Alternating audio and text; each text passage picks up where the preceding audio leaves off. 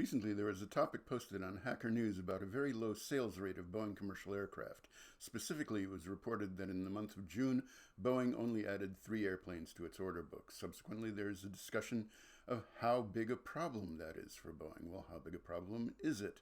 There are a couple of reasons to think it isn't a big problem.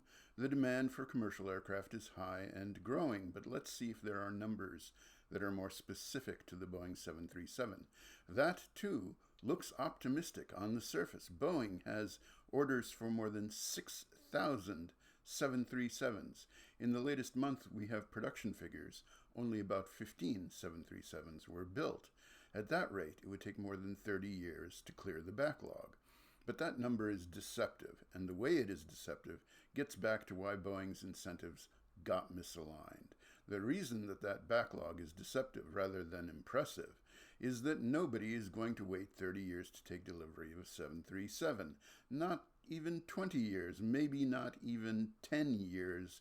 So the whole tail end of that order book is a mirage unless something changes.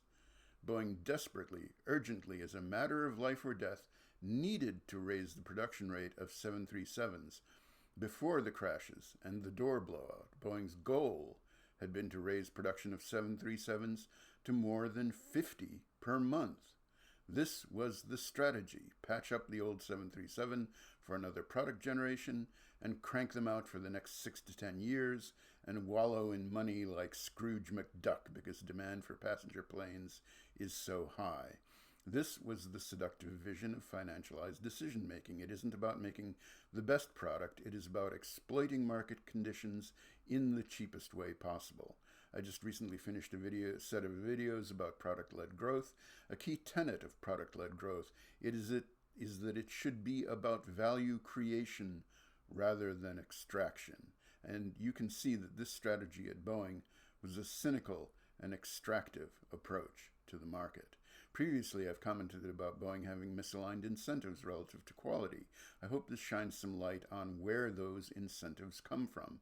Boeing pitted its quality assurance processes, which look very impressive, against these powerful incentives. Guess who was going to lose?